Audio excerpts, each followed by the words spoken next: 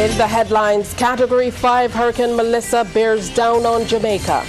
The Attorney General suggests a possible link between domestic violence and youth crime. A system glitch at the licensing authority impacting PSV operators.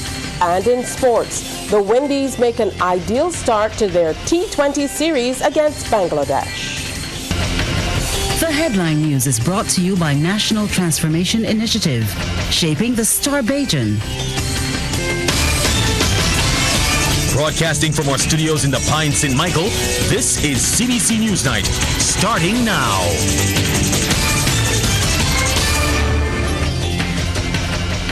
Good evening and welcome. Thank you for joining us. I'm Tisha Hines with the details to the news. We begin tonight with news of a monster hurricane threatening Jamaica. Residents there are bracing for the impact of the Category 5 Hurricane Melissa, which is forecast to unleash destructive winds and bring catastrophic flooding in the coming hours. The latest advisory, which was issued at 5 o'clock this evening, indicated that Melissa was packing maximum sustained winds of about 175 miles per hour. The core of the hurricane is expected to start moving over Jamaica tonight and early tomorrow. In preparation, the government has ordered evacuations for parts of the capital, and the entire island has been classed as threatened. In a national address, Prime Minister Andrew Holness said there could be catastrophic consequences for people living in low-lying and flood-prone areas, and he has urged them to heed the warnings. By all assessments of the current situation, while we pray for the best, hour by hour, it is becoming apparent that the impact of Hurricane Melissa could be greater than Hurricane Beryl, certainly in terms of rainfall and flooding. We can lessen damage and speed up recovery by taking preparatory and precautionary measures before the impact of the hurricane. It is expected that Hurricane Melissa will make landfall on Tuesday. I take this opportunity to reinforce the appeal to residents of low-lying areas, historically flood-prone areas, gully banks, riverbanks, hillsides, and other vulnerable areas to take precautions to protect your property where possible, prepare your evacuation plan, and comply with the evacuation orders given. But even with those warnings from the PM, the acting shelter manager at the island's largest emergency center, Helen Ann Wilkinson, said earlier in the day that despite the facility being fully equipped, only a few people had turned up. We have enough beds, we have cots, we have food, we have enough water, and we've been getting donations from both public and private sector. People have been just flooding. The support is overwhelming. We've been doing all we can to reassure persons. It's been a long wait and it's taking a toll, but life is more important than the body, so we have to secure our lives. And here in Barbados, there's much interest in what's happening in Jamaica, particularly what's happening to Barbadians who are there. We're joined now by journalist Gerard Morris-Seeley, who is in Jamaica, and he's going to share with us. Good evening to you, Gerard. I hope you're safe at this time. Tell us what conditions are like on the ground right now. Yeah, well, firstly, thanks for having me, Tisha. Good night to you. Good night to all of Barbadians who are watching. Where I am in Kingston, there is not much activity going on in terms of wind force, hurricane wind speeds, and heavy rain, but there has been lots of impact in the coastal areas, of course, in the coastal parishes of Jamaica, especially St. Mary, Portland, St. Thomas. Those kinds of rural areas have been heavily impacted, even though down by the Kingston Harbour, there have been some activity down there as well. But generally, where I am, no major damage is yet, no major activity in terms of hurricane force winds. But we are, of course, expecting that things will get progressively worse throughout the night. But hopefully, Melissa can continue a little bit westerly so that we will not have that much of an impact. But we will still have, of course, as the Honorable Prime Minister sort of put it, all of the country will be impacted by this hurricane. No, we've heard PM Holness pleas. We've also heard that a shelter manager has said she's not seen that much movement. So what's the mood been like among residents, given the expected impact of this Category 5 hurricane? Yeah, well, you know, Jamaicans are really fearless people and very resilient. So they are just at their ground. There is a little bit of anxiety about what is to come when we face this system. I mean, there's never been anything like it before for them. If you go back to 1988, where it was the worst thing that they've seen up until even in 2004, but nothing comes close compared to what we're expecting to hit, even as recovery from last year's Hurricane Beryl still continues, and so many were just making it out of the mud, as you say, for lack of a better term. But to then now have to come and face Melissa at Category 5, it's been difficult. So there isn't much fear about going through the system yet, but there is anxiety about what is to come, the rebuilding process, and how much of that will be done after this system has passed. All right, I know a lot of countries, we heard earlier in the week that a lot of countries were making a move to get students out. Some people were trying to get out of the country. What can you tell us? Have you been able to make contact with any Barbadian students or Barbadians in general on the ground? Yes, well, what I can say is that the students here, about 26 of them were allowed to, they made the list to fly out of the country. I'm not sure how many of them actually flew out of Jamaica. Those two flights on Caribbean Airlines, one inter-Caribbean as well, out of Trinidad and Tobago, were arranged by the government of Barbados through the Ministry of Foreign Affairs. So some students have been able to leave the country as very much mobilized by the government of Barbados. However, there are others who have opted to stay here, though they were given options to either remain on hall at the University of the West Indies or UTEC, and there are 7 of them who opted to go to the Pegasus Hotel. There have been some rumors about not much action being taken to ensure the safety of our Barbadian students or Barbadians over here, but I can simply say that's not true. I have been in contact with the BSAJ president, Melissa Goodson, and also the Mr. Winston Bailey, who is the honorary consul here in Jamaica for Barbados. So there has been a lot of effort to ensure that the students have made it out, and the Barbadians who are here, they have not reported any adverse effects from this system. So everything is good on the ground as we speak. And I can imagine that you've been preparing as well. Barbadian journalist Gerard Morrisili, thank you so much for joining us and sharing this evening. Do stay safe.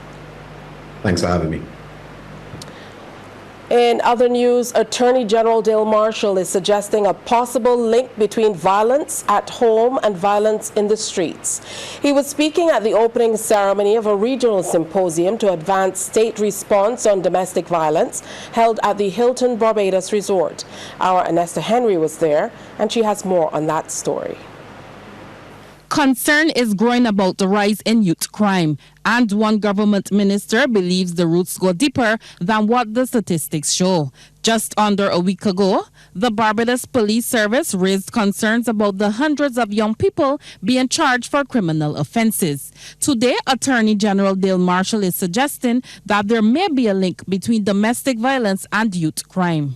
And I don't know that there's a scientifically established causal relationship between domestic violence and youth involved in crime. If there is, I'd be happy if you would share it with me.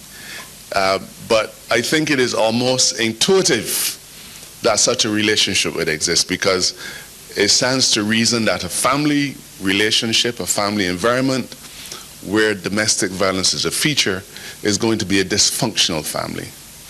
And I think our experience shows that dysfunctional families are often the breeding ground for young individuals who are involved in crime. Over the past year, 2 16-year-olds have been charged for fatal shootings, and several teenagers face the law for subjecting parts of the island to a reign of terror, including robberies and stealing cars. And I think that when we look at the family relationship, we will find that they are the products of dysfunctional families. The AG says the Criminal Justice Research and Planning Unit is leading research into these patterns. Some victims of crime are attending the symposium hosted by the Office of the Attorney General in partnership with the Inter-American Development Bank and the Caribbean Development Bank. I wanted them to be part of this dialogue, and I'm very happy that some of them have consented to be here.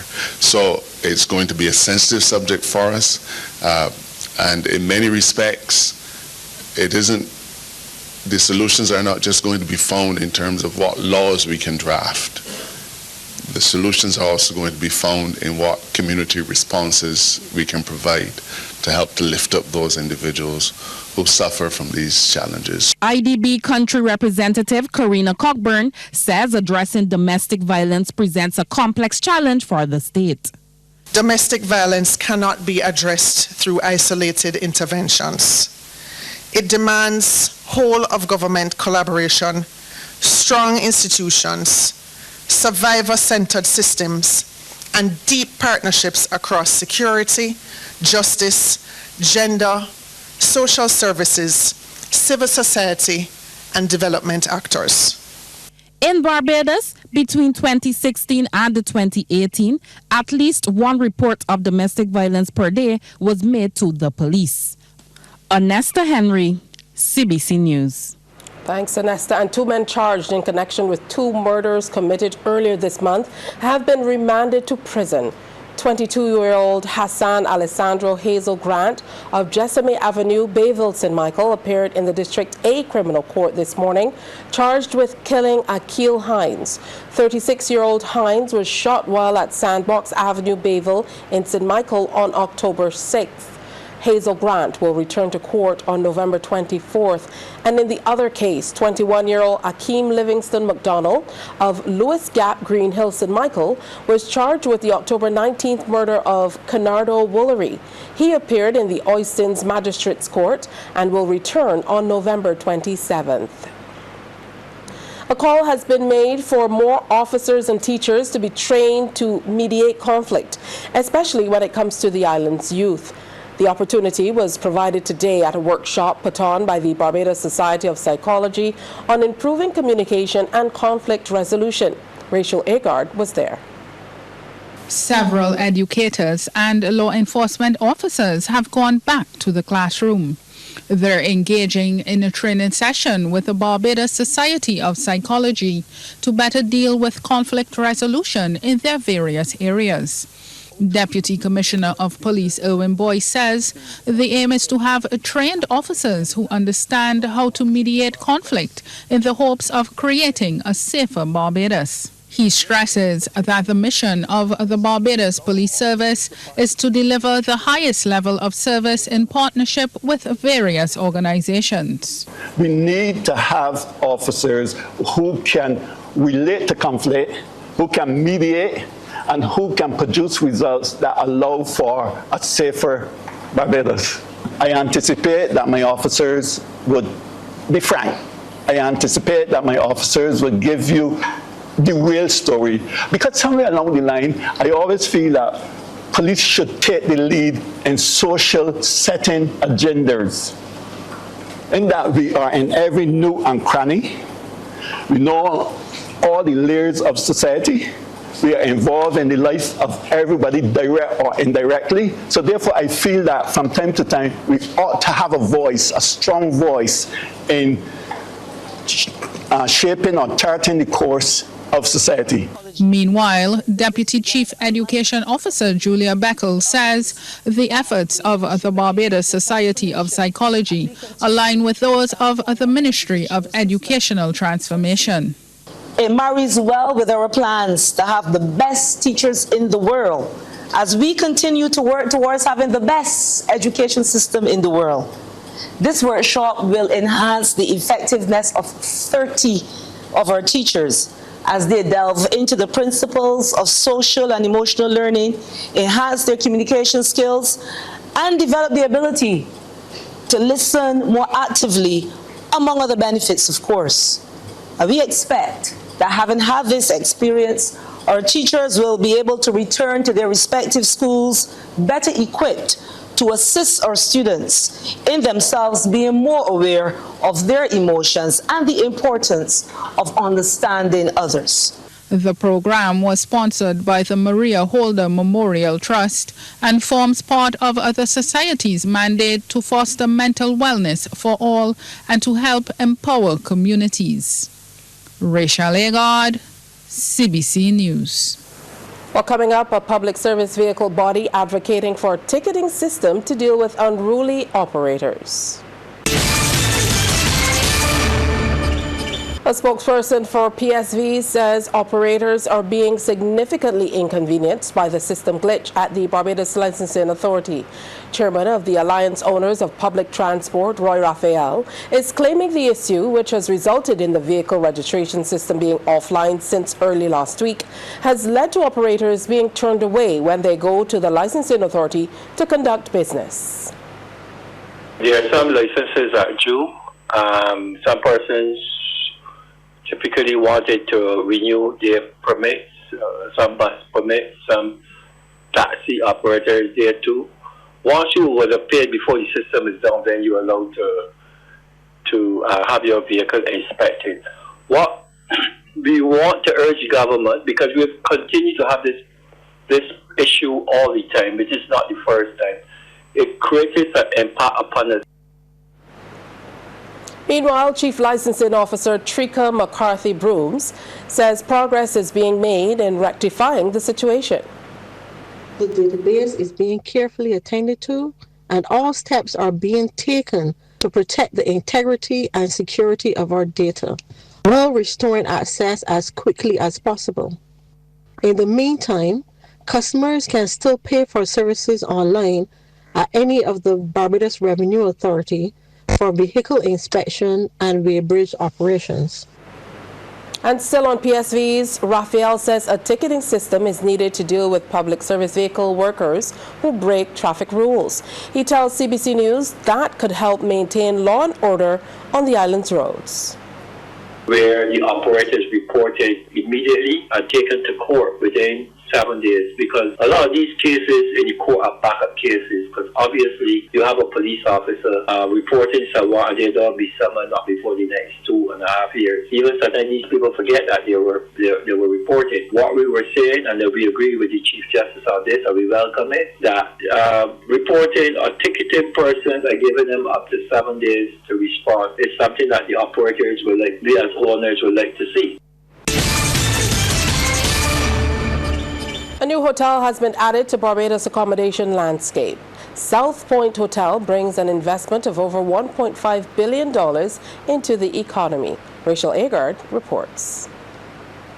This new addition will boost Barbados' accommodation sector as tourism officials continue to welcome tourists. Nestled on the island's south coast, the newest luxury boutique Oasis boasts of 47 elegant suites and a luxurious presidential suite. Minister of Tourism and International Transport Ian Gooden-Edghill urges the staff to extend good service to all guests. Hotels are more than just places to stay. They're ambassadors of our culture, our warmth, our values. They shape the first impressions, enhance visitor experiences, and generate meaningful economic benefits. From a national and microeconomic perspective, I am also aware that accommodation facilities contribute significantly to our gross domestic product, employment, investment, and, of course, foreign exchange earnings. President and owner of Kinsley Management, Al Waith, says South Point began as a simple idea and now has blossomed into what it is today, following over $15 million of investment. He says they believe in pushing the Bajan brand and they employ Barbadians in all areas at the hotel who offer 5-star service to guests. We strive to partner with local farmers, fisherfolk, and creatives, so our plate and every room carries a piece of Barbados. With the BHTA, Invest Barbados, and BTMI, we align our growth and national priorities, elevating our standards and expanding opportunities. We're proud to support cultural programs like Kitty's Kadooment in partnership with the National Cultural Foundation, nurturing the next generation's creativity and Bayesian pride. South Point is committed to being a viable, consistent partner in celebrating Barbados culture. Mr. Waith promises to build out South Point as an asset with expansion opportunities in the coming months. Rachel Agard, CBC News. Well, it looks absolutely beautiful. Now, changes to the operations of credit unions in Barbados are more than mere tweaks. That's according to Kimar Cumberbatch, president of the Barbados Cooperative and Credit Union League Limited. Speaking at the league's annual general meeting on Saturday, he said the changes reduce red tape, empower boards and management, and reflect the Financial Services Commission's confidence in the governance maturity of credit unions. This is a kind of regulatory reform the League has been advocating for. Practical, proportionate, and progressive. The second wing is one that has been more than 10 to 15 years in the making. Deposit insurance for credit union members. And this is a historic step. Deposit insurance is not about individual people. It is about, and it is for each and every one of our depositors. It is about the people, the members, the affiliates, protecting their savings, the savings of hard-working Barbadians who at June 2025 had deposited more than $2.19 billion in financial cooperatives. Mr. Cumberbatch says the legislative drafting process is underway and onboarding is expected early in the new year. We are therefore thrilled that members can soon rest assured that this new layer of security will be there for their savings. Most important, the framework will have the backing, the full faith of the government of Barbados. This is therefore not about creating burdens for credit unions, but about building strong, responsible institutions that members can trust. Sports Night is brought to you by Power In. Pause is power. And by Dasani. Live first, Dasani after. Well, Damien is back with the second half of our sports news. Welcome back. Thanks so much, Tisha. Well, Queen's College registered another win in their latest game of the National Sports Council Under-19 Schools Basketball Competition. Hosting the Barbados Community College, they won that top-of-the-table clash by an 11-point margin. CBC's Amory Burke reports. From tip-off, the boys from Queen's College showed there was no playing with them on home turf. And while BCC earned the first possession, that was not for long, as QC's point man Zane Gaskin was lurking in the mix before going in for the steal and taking it all the way, earning the game's first basket. But BCC were not going to make it a walk in the park. We're heading down court with Nasir Calendar, and he staves off a strong defense to put the boys in orange and black on the score sheets. But in the grand scheme of things, the QC boys had control, and by the end of the first 15 had a 9-point lead, 18-9. Gaskin there with a nice floater. So starting the second on the back foot, the BCC boys came out looking a bit more organized and with more determination. Yes, QC kept the defense White House style, but passing around the ball, going for the baskets, and of course holding on to the rebounds, it was a press to make up the deficit. And then Ethan Shepherd came up big. But Gaskin on the other end was unstoppable. Watch as he makes his play all his, shaking the defense, dancing through the D for a sweet layup, and might add getting the foul as well. Top class stuff. BCC trying to keep it had some spotlight moments too. Darian Griffin, the man behind this basket. But as we head into the half, it was now a 14-point lead. Well, make it a 16-point lead as QC ended the first 30 minutes of play up 30-14. BCC tried to cut it down in the third, but QC's defense was rock solid. They had their work cut out for them, but they were not being shaken. With all hands on deck, passing around until they could find the opening, that's where Micah Juke got the basket. But QC were not easing up. The steal, the pass, and then taking the ball back, Kimani Maynard made it an easy layup. as QC will go on to conquer 38-26 at the end of the third before closing out the win at 58-47 over the Barbados Community College, Gaskin with a game-high 22 points. Yeah, thanks, Anne-Marie. Well, the Barbados teams representing AMAS Support Services at the St. Vincent Independence International Masters T20 Festival had different fortunes from the weekend's opening fixtures. Last evening, AMAS Masters defeated VJ's North Windward Masters by a whopping 153 runs to move their record to 2-0. Batting first, AMAS piled up 236 for 5 off their 20 overs, with Andy Payne smashing 109 off just 56 deliveries, inclusive of 9 fours and 7 sixes, while Kelvin Patterson added 73. North Windwards were then kept to 83 for 8 from 13.3 overs after 2 batters were unable to take the field. Ronnie Giddens was the most successful of the AMAS bowlers with 3 for 29. Meanwhile, AMAS veterans lost their fixture yesterday, which dropped their record to 1-1. Playing against Monroe Road Masters, AMAS veterans were restricted to 104 for 7, with Winston Warrentop scoring with 30. Monroe Masters replied with 107 for 5 in 15 overs to win by 5 wickets. Rodney Husbands took 3 for 14 in that losing effort. Today was a rest day in light of St. Vincent and the Grenadines Independence Day celebrations. Barbados' top golfer Emily Odwin continued her outstanding collegiate season in the United States, leading her Southern Methodist University Mustangs team for the 3rd straight tournament. Odwin produced yet another consistent display at the Landfall Tradition Tournament in North Carolina, securing her 10th career top 10 finish with an 8th place performance over the weekend. Competing on the Pete Dye course at the Country Club of Landfall, she carded impressive rounds of 72, 70 and 71 for a 3 under par total of 213. Her efforts also lifted the SMU Mustangs to a 4th place team finish, ending at 6 over par, a solid result to close out their fall season. Odwin has been consistent this year, regularly finishing as SMU's best placed player and establishing herself as one of the top performers in the American collegiate circuit. She and her team will now turn their attention to the spring season, which tees off in February. That is my time for sports tonight. Tisha, it is back over to you. Hey, thank you so much, Damien. And that's news. Thanks for viewing. Do enjoy the rest of your night.